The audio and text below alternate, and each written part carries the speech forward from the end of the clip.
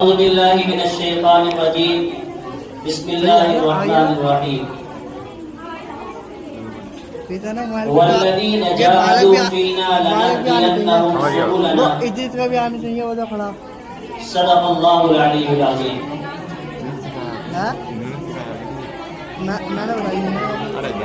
محترم حضرات، جیسا کہ آپ کو معلوم ہے کہ آج 15 اگست ہے اور آج کے دن ہمارا ملک ہندوستان آزاد ہوا۔ جب ہندوستان پر انگریزوں کا قبضہ تھا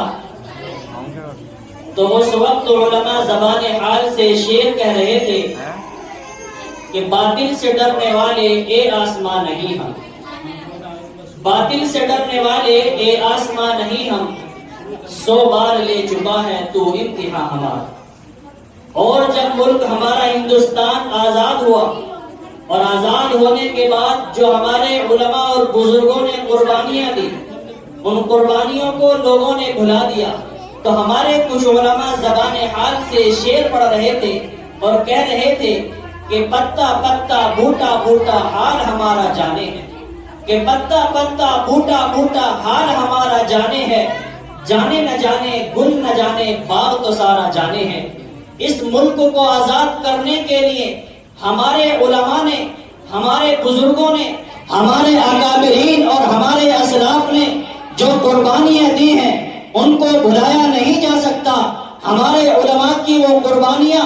آپ کو میں بتاتا چلوں کہ جب ہندوستان پر انگریز تسلط قائم کرنے لگا اور ہندوستان پر اس نے چاہا کہ وہ ملک ہندوستان کو اپنے قبضے میں لے لے، تو اس وقت سب سے پہلے حضرت شاہ ولی اللہ محدث دہلوی رحمت اللہ علیہ نے اس وقت کے راجا اور اس وقت کے نواب سے بات رکھی کہ ہمارے ملک ہندوستان پر انگریزوں کا تسلط ہو رہا ہے۔ اس وقت کے نواب اور راجا نے یہ کوئی توجہ نہ دی، اس طرف کوئی توجہ نہ دی اور آپس کی دشمنی اور آپس کی عہد و عشرت میں پڑے رہے۔ لیکن اس کے باوجود ہمارے علماء میدان میں آئے اور میدان میں آ کر کے ہمارے